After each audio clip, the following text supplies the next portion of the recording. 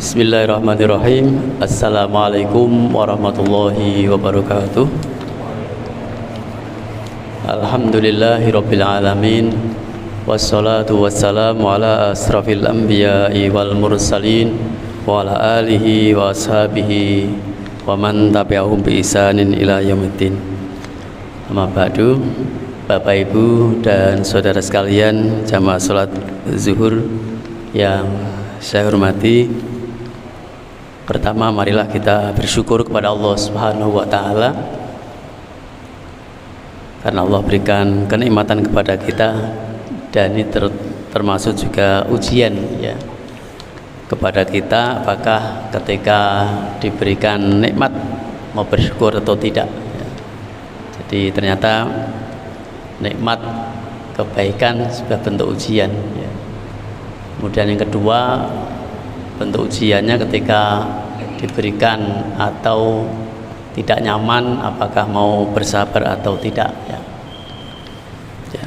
Kemudian yang ketiga, kadang orang itu sudah usaha, sudah berdoa, kemudian belum dikabulkan, itu termasuk ujian keimanan ya, apakah kuat atau tidak, dan seterusnya.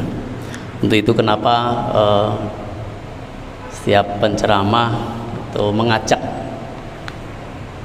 baik dirinya maupun jamaah untuk mengawalinya dengan bersyukur kepada Allah karena Allah berikan nikmat itu. Bapak Ibu rahimakumullah ya,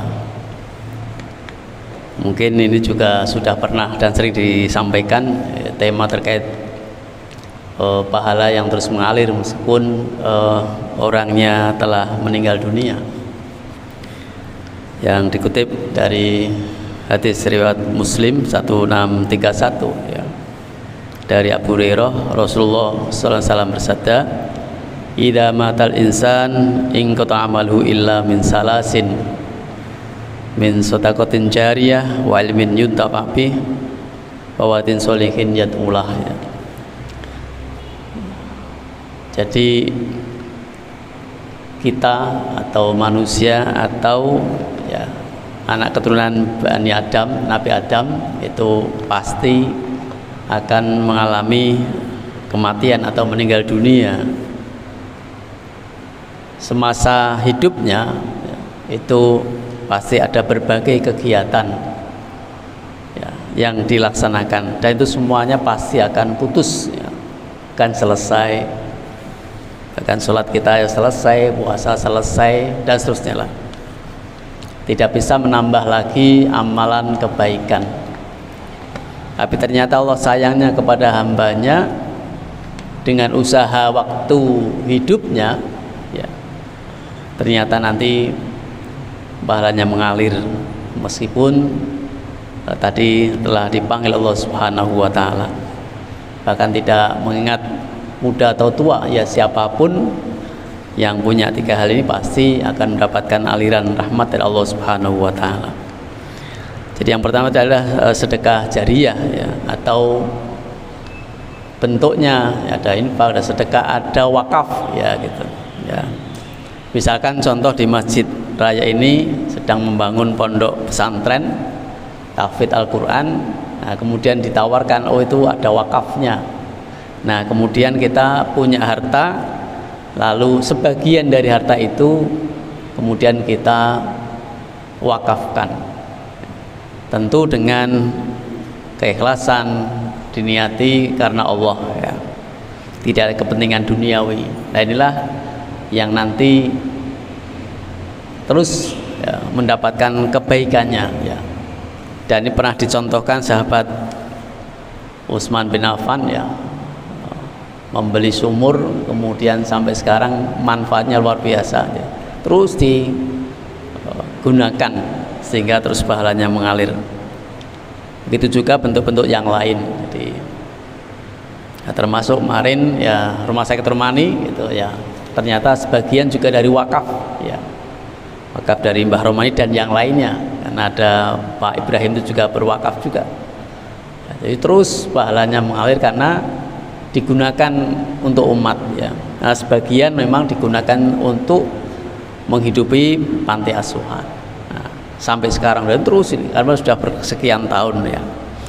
Inilah contoh bagi kita semuanya orang-orang yang telah mampu merelakan sebagian hartanya untuk diwakafkan karena meyakini dengan hadis ini bahwa dengan mengikuti sunnah Rasulullah, meniatkan hartanya untuk wakaf ya, maka harapannya nanti pahalanya mengalir terus menerus ya.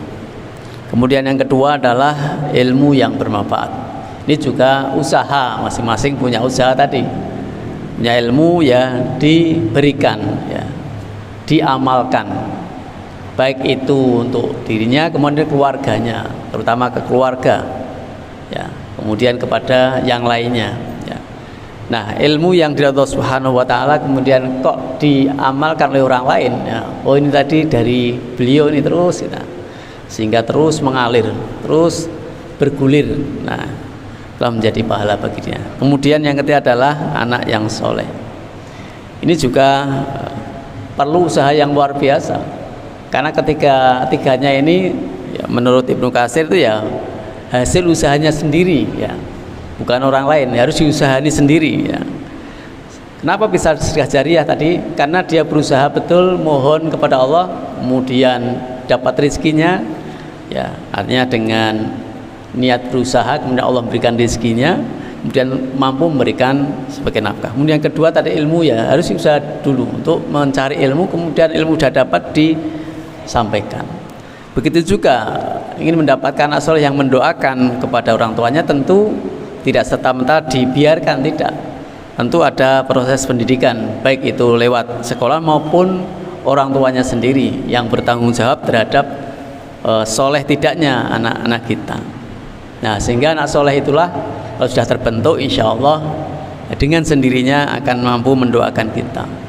Akan begitu. Jadi hasil tanduran kita itu ya insya Allah akan kita petik meskipun kita tidak lagi di dunia, tidak lagi berkegiatan, tetapi ternyata dari tiga hal itu kita akan mendapatkan. Itulah Bapak sekalian, mumpung masih kita diberikan kesempatan di dalam dunia ini, maka tiga hal ini perlu kita coba betul-betul usahakan ya, baik itu secara ekonomi, kemudian ilmu, kemudian ketiga anak kita. Apalagi saat ini luar biasa keprihatinnya kepada anak-anak ya. Betapa tidak lingkungannya yang luar biasa ya. Umur SMP, SMA itu beberapa waktu yang lalu di Dr. Cipto itu kayak perang tenan itu, pakai celurit yang panjang ya, luar biasa mengerikan. Coba, jadi jangan sampai anak-anak kita biarkan dengan lingkungan yang bebas, sehingga pada saat mencari jati dirinya tetapi keliru lingkungannya, dia menjadi kejam, menjadi liar, bahkan tidak lagi itu temannya yang harus dikenal, kemudian harus menjadi komunitas, tapi justru bagaimana harus saya hajar untuk bahwa ini loh saya gitu. Nah ini itu sekali lagi mari kita perhatikan anak-anak kita, karena kita ingin mendapatkan tadi pahala yang mengalir dari anak-anak kita. Nah kita mendoakan kita, kemudian kita mendapatkan keberkahan dari Allah Subhanahu wa taala. Jamaah zuhur yang saya hormati, ya demikian ini tiga hal ini mudah-mudahan kita bisa mendapatkan itu semuanya dan diniati karena ingin menggapai ridha Allah Subhanahu wa taala. Subhanakallah bihamdika asyhadu an la ilaha illa anta astaghfiruka wa atubu ilaik. Lebih kurang mohon maaf. Assalamualaikum warahmatullahi wabarakatuh.